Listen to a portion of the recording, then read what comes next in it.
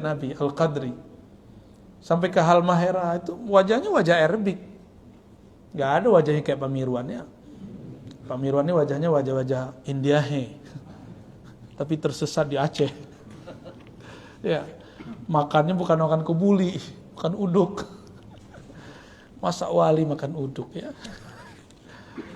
Ya ada urusannya kan, nggak ada urusannya. Ya. Jadi hati-hati juga. Kita ini senang memposting ketemu ulama atau senang posting ketemu artis? Ya, ya sebenarnya kalau sudah masuk ke hati kan gak perlu diposting, enggak? Jadi antum yang minta-minta foto sama Habib, sama Kiai, berarti nama dia belum masuk ke dadanya, ya cemen itu, ya kurang itu, ya kurang poin dia. Kenapa para kiai itu khadam-khadamnya tidak punya foto gurunya, foto bersama? Muhibbin pencinta guru itu dia nggak punya, karena bagi dia wajah gurunya sudah ada di dalam dirinya, nggak perlu diposting-posting. Ya, cuma antum mau posting wajah guru Habib Fulan silakan. Ya syiar, niatkan apa? Nah, dulu itu yang saya sebut, dulu jika seorang Habib, seorang Syekh Kiai ingin berdakwah di suatu negeri, maka dia biasanya baru menunjukkan kedekatannya dengan raja.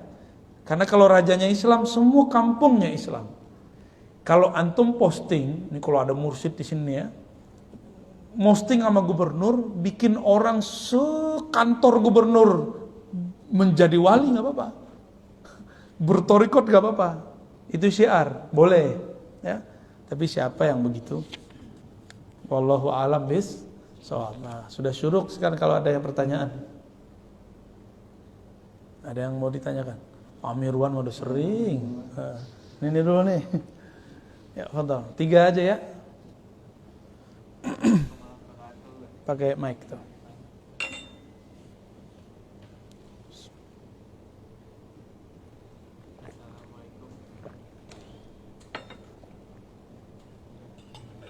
Assalamualaikum warahmatullahi wabarakatuh. Assalamualaikum warahmatullahi wabarakatuh. Perkenalkan, nama saya Lutfi Buya dari Bambu Apus Pamulang. Saya mau tanya mengenai bab kewalian. Ini mengenai wali sufi, Rabi Al-Adawiyah. Beliau itu kan menjadi wali sufi itu kan tidak menikah ya. Yang saya tanyakan adalah kan ada hadis yang menerangkan bahwa kalau tidak mengikuti sunnahku bukan berarti golongan gua, kata Rasulullah ya. Nah itu bagaimana penjelasan menurut? Nah, terjemahannya harus dibenerin ya. Ya, terjemahannya baik. Baik, Bang Lutfi. Assalamualaikum. Katanya Rabi'ah wali, kok nggak nikah? Kan Nabi mengatakan, gimana tadi? Siapa yang tidak ikut sunnahku bukan bagian dariku. Nikah itu sunnahku. Terjemahan hadisnya harus dibenerin ya. Man raghiba an sunnati falaysa minni. Coba kita terjemahin. Man raghiba. Saya lagi nggak bawa tablet, kalau nggak saya tulis nih.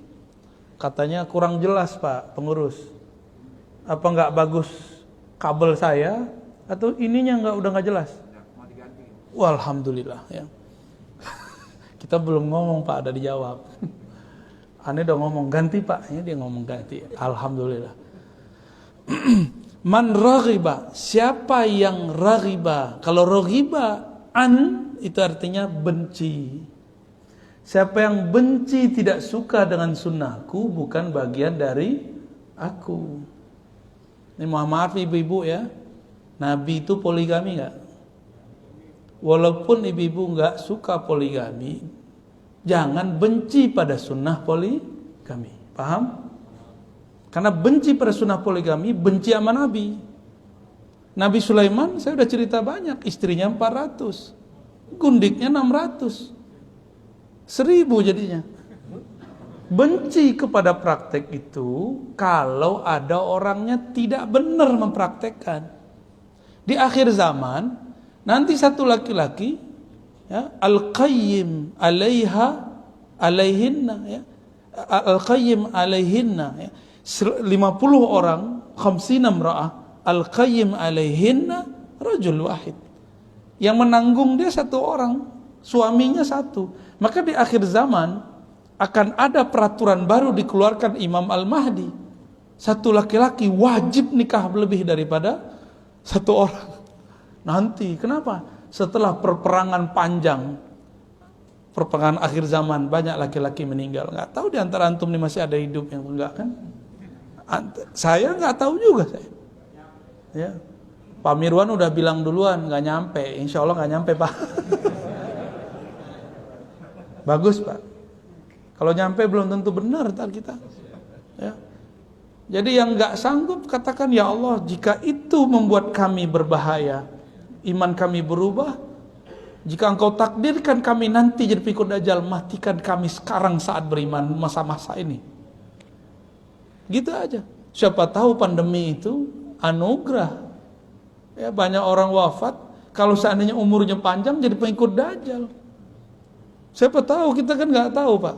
Ini baru pandemi, imannya sudah berubah kok. Ya, baru pandemi 2 tahun, orang udah lupa nikmat 40 tahun, 50 tahun. Gimana antum pacak liktar 3 tahun? Bisa berubah Tuhannya. Benar nggak? Bisa berubah. Jadi lafaznya raghibaan. Siapa yang benci kepada sunnahku gitu. Kalau bilang saya tidak siap di poligami, itu boleh. Ibu-ibu boleh ngomong begitu. Ya. Tapi jangan ngomong saya benci poligami, bahaya itu, ya. Itu 2 hal yang berbeda. Kita harus bijaksana memahami 2 hal ini. Jangan sok-sok feminis lah ya ustadz-ustadz ini. Sok-sok pro 1 padahal di hatinya suka yang lain. Nggak ada laki-laki, ini saya kasih tahu, laki-laki normalnya suka banyak orang. Perempuan juga sama sebenarnya. Tapi karena bab nasab, Allah settinglah perempuan itu cuma boleh dinikahi satu laki-laki. Ya. Dan perempuan ini kan perasaannya lebih besar daripada laki-laki. Dan itu bisa membuat dia cuma satu. Gitu. Maka perempuan kadang-kadang kalau sudah nggak suka sama lakinya, berarti sudah suka sama yang lain. Tetap aja nggak banyak, satu juga. Atau dia suka persona pada sifat orang ini. Yang dia suka sebenarnya cuma satu, orang yang model A. Sama begitu semua. Tapi ala kulli hal, ini coba yang benar nerjemahin hadisnya. Kalau enggak, saya wajib poligami, Pak, kan repot. Ya. Man raghiba an sunnati, Nabi poligami, saya kan belum poligami. Bisa-bisa masuk falaysa minni, tidak termasuk, ya. Tidak termasuk apa? Falaysa minni, bukan bagian dariku. Itulah masalahnya. Ustaz-ustaz Ahlus Sunnah nih takut menikah banyak. Tahu tuh ya, kenapa tuh Pak Mirwannya? Bukan ustaz, baru belajar sunnah, baru hijrah, udah langsung pindah bab, dari bab wudu ke bab taharah ke bab poligami. Masya Allah. Masalahnya akhwat-akhwat kita juga sudah banyak yang menunggu dinikahi laki-laki soleh ini, tapi dia nggak menikah dengan perempuan soleha, nyarinya yang lain, yang macam-macam dah, ya. Pusing juga kita. Tapi yang pasti takdir rezeki salah satu jaminannya adalah jodoh. Jadi nggak usah khawatir, ya. Gitu ya, Bang Lutfi ya. Jadi terjemahannya bukan tidak ikut, tapi tidak suka, artinya benci. Antum benci poligami nggak? Niat malah ya. Iya. Robiah.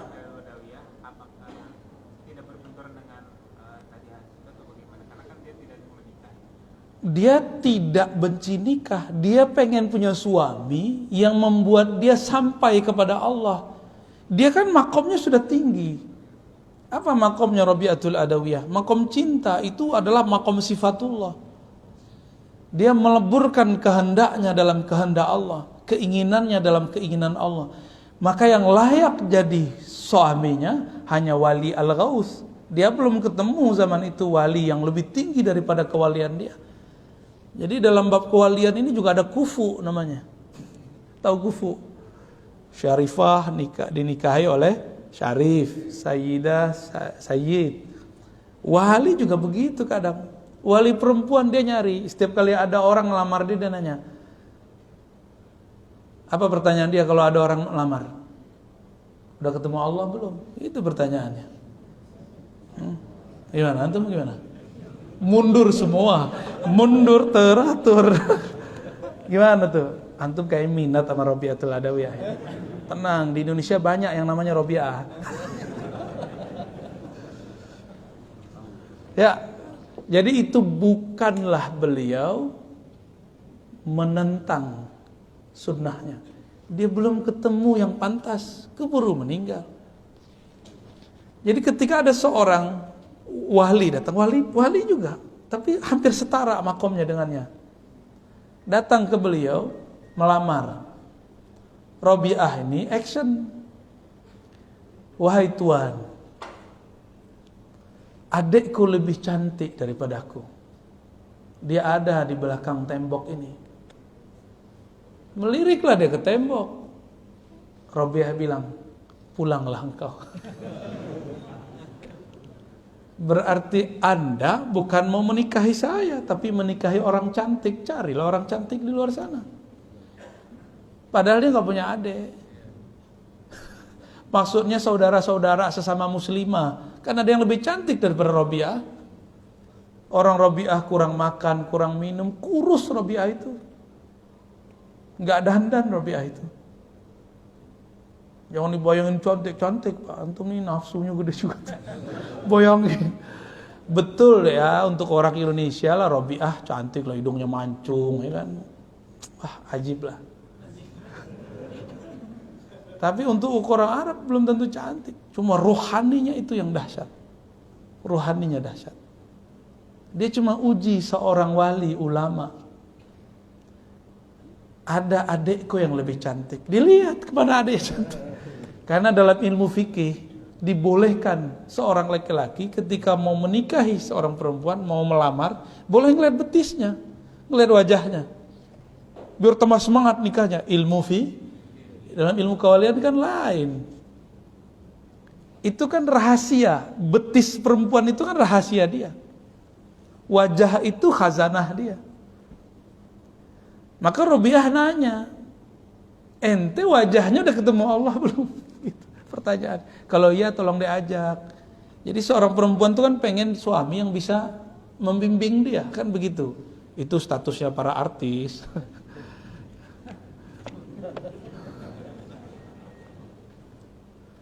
Ya, siapa lagi tadi? Di ujung. Yang di bawah Al-Quran tuh ya. Awas kepalanya kejedot. Nanti ketemu Robiah.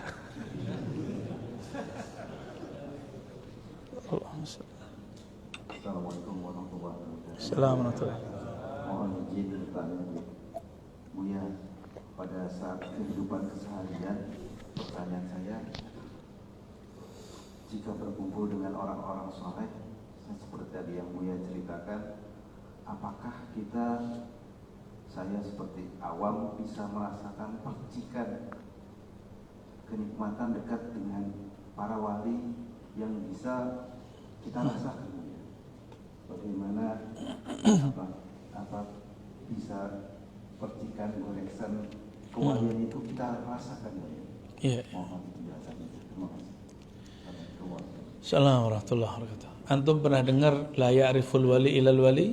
Enggak kenal wali kecuali wali. Enggak kenal emas kecuali ahli emas. Enggak kenal batu mulia kecuali orang ngerti batu. Saya dikasih batu sama orang, enggak ngerti ini batu bagus. Yang ngerti orang di samping itu, ini buat gua aja ya. Emang itu batu apaan? Ada deh katanya.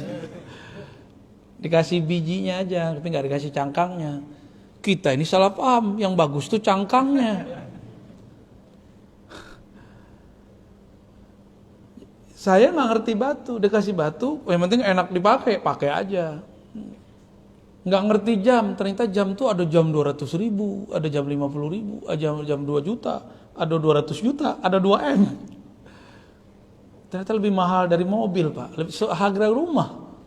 Jam kecil, kok bisa?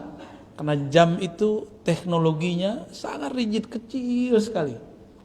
Mirip-mirip kayak buat mobil. Seharga Alphard. Kok dia bisa ngerti? Karena dia tahu barang-barang branded.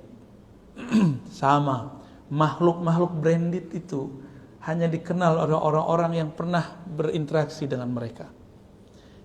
Maka boleh kita sebut wali Allah itu makhluk-makhluk branded. Indallah, di sisi Allah. Branded itu banyak gak benda-benda branded itu? Ada, ya kalau sepatu ini apa, kita tahu semua. Sama, ya. Wali-wali itu dia juga macam-macam modelnya, dan mereka juga bersaing untuk mengenal Allah Subhanahu wa taala. Tadi Robiah itu karena ada persaingan kewalian antara mereka. Maka dia ngomong begitu, ente katanya wali mau cinta sama saya, ya. Tapi baru kita sebut ada adik yang cantik, matanya nyari ke belakang. Ya, yang mbak-mbak, ibu-ibu, itu jangan terapkan begitu. Itu hanya Robiah yang boleh begitu, ya. Kalau begitu kapan kawinnya? Ya, antum juga jangan tinggi-tinggi amat levelnya, ya. Waktu menikah nggak apa-apa, bukan wali. Pas sudah menikah jadi wali nikah. Jadi bagaimana kita tahu percikannya? Tadi dikatakan oleh Imam Yahya bin Mu'az Ar-Razi, aroma kewalian itu dapat dicium oleh ahlinya. Benda bagus dapat diketahui oleh ahlinya. Maka kita harus mengenal dulu apa yang disebut benda bagus itu. Kenali dulu kisi-kisi ilmu kewalian. Ilmu kewalian tadi kan 3 aja. Ulum, ilmu laduni, ma'arif, ma'rifat rabbani. Terus asrar ilahi. 3 aja ilmunya. Cuma itu, mulai dari sekarang sampai kiamat kita ngomong gitu nggak habis-habis. Kalau kitab ini selesai 200-an hikmah selesai. Cuma antum baca tuh hikam sendiri, ngerti nggak? Jujur, baca hikam sendiri ngerti nggak? Kenapa nggak ngerti? Karena ilmu bukan pada buku. Ilmu itu ada fi suduri ahli, ada di dada ahlinya.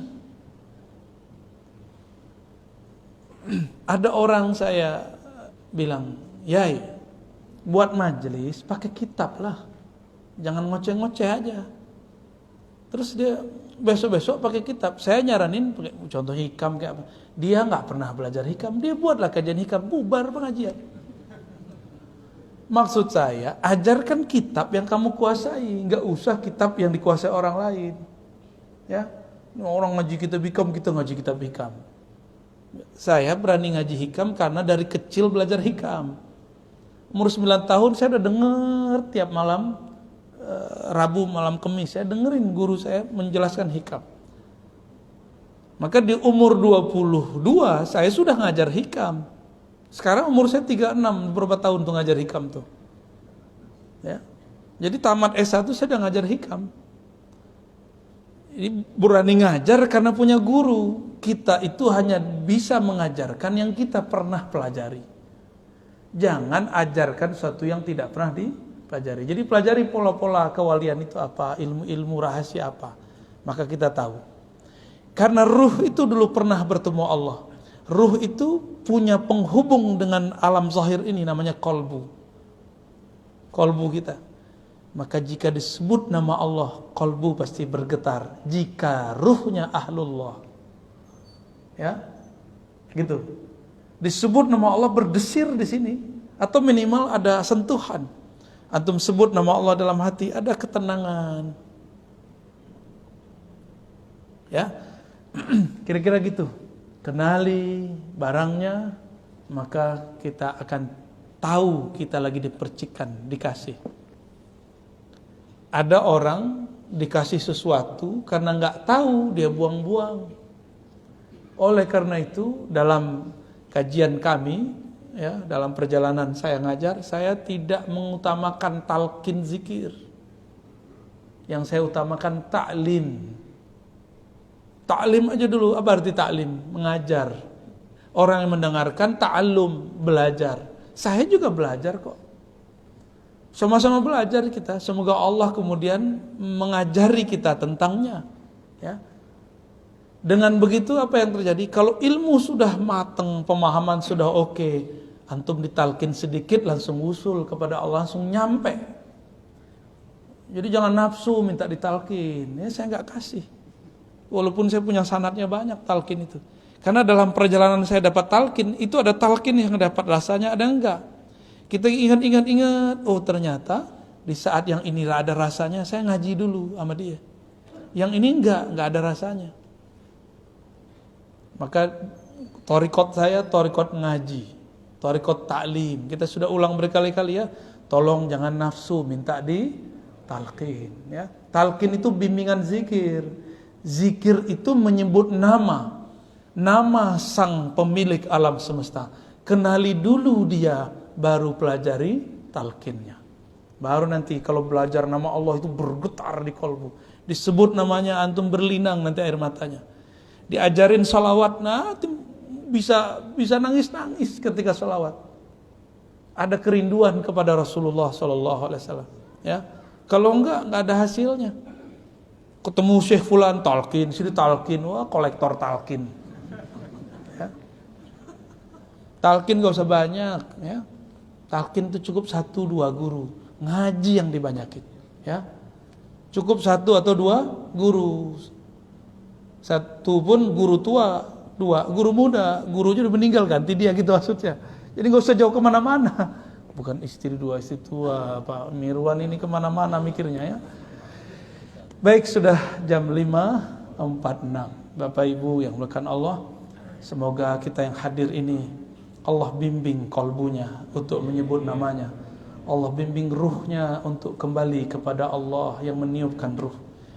Allah bimbing akalnya untuk tetap salim, berpikir dengan baik. Allah bimbing dadanya untuk salamatus sadar, supaya tidak menyimpan satu kekesalan, satu kebencian. Mari kita angkat tangan. Ya Allah, Ya Rahman, Ya Rahim, Ya Karim, Ya Azim, Ya Salam, Ya Kudus. Wahai yang maha suci dari semua aib. Di dalam diri kami banyak aib ya Allah. Wahai yang maha suci dari semua keburukan. Di dalam dada kami menyimpan banyak keburukan ya Allah. Engkau alimun bidzatis sudur. Engkau maha tahu busuk hati kami ya Allah. Engkau maha tahu munafiknya kami ya Allah. Engkau maha tahu bagaimana jiwa kami ini betul-betul tidak mengenal Engkau ya Allah. Fa'inna ya Rabb ala dzikrik. Oleh karena itu ya Allah, bantu kalbu kami untuk menyebut nama Engkau. Ringankan lisan kami untuk menyebut namamu ya Allah. Namamu jika Engkau turunkan kepada langit, langit pun pecah. Jika Engkau turunkan kepada gunung, gunung pun runtuh. Jika Engkau turunkan kepada apapun, semuanya bergetar. Betapa kerasnya hati kami ya Allah. Disebut nama Engkau kami tidak bergetar ya Allah. Kalbu ini keras ya Allah. Ya Rabb, a'inna ala dzikrika wa syukrika wa husni ibadatik. Bantu kami untuk bersyukur, berterima kasih ya Allah. Kami banyak dapat nikmat darimu ya Allah. Tapi karena kami tidak kenal Engkau, kami kurang bersyukur kepada Engkau ya Allah.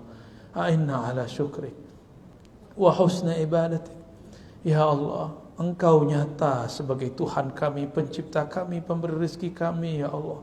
Tapi kami masih menuhankan Tuhan-Tuhan yang lain ya Allah. Masih cenderung kepada selain Engkau ya Allah. Ya Rabb, ya muqallibal qulub, wahai yang membolak-balik hati. Hati ini sedang rindu kepada Engkau ya Allah. Hati ini rindu kepada kekasih Engkau Rasulullah ya Allah. Tapi kami tidak tahu sepulang ini ya Allah. Apakah rindu itu masih bertahan di jalan ya Allah? Apakah rindu itu masih ada ketika kami di rumah ya Allah? Ya Rabb, dengan kekuatan-Mu ya Allah, dengan kehebatan-Mu ya Allah, tetapkan iman kami ya Allah, tetapkan kalbu kami bersama Engkau ya Allah. Meskipun badan ini berlimang dosa ya Allah, meskipun masa lalu kami gelap ya Allah, terangi masa depan kami dengan nur-Mu ya Allah. dengan nur mengenal Engkau ya Allah, nur merindui Rasulullah kekasih Engkau ya Allah. Ya Allah, kami tidak adab kepada kekasih-Mu ya Allah. Disebut namanya kami tidak bergetar ya Allah. Disebut namanya kami tidak bersolawat ya Allah. Disebut namanya kami tidak merindukan ya Allah. Ampunkan tulinya telinga kami, ampunkan keluhnya lidah kami, ampunkan kesat kerasnya kalbu kami, ampunkan gelapnya jiwa kami. Hanya nur-Mu ya Allah yang menerangi kami. Hanya syafaat Rasul-Mu ya Allah yang dapat menyelamatkan kami. Faktubnya ya Rabb, tetapkan kami yang hadir ini ya Allah, yang mendengar kajian ini ya Allah, berhak mendapatkan nur-Mu, ditetapkan dalam nama-nama daftar orang yang mendapatkan syafaat Nabi-Mu. Assalatu wassalamu alaika ya Sayyidi ya Rasulullah. Salam atas Engkau, wahai baginda Rasul, wahai kekasih Allah. Terima kami wahai Rasulullah sebagai umat-Mu. Terima kami sebagai orang yang Engkau beri syafaat uzma. Ya Rabb, umur kami tidak tahu ya Allah. Khatimna bihusnil khatimah. Jika Engkau panjangkan umur kami bersama wali-wali Engkau. Jika Engkau ambil segera, tutuplah kami dengan husnul khatimah. Ya Allah biha, ya Allah biha, ya Allah bihusnil khatimah. Al-Fatihah.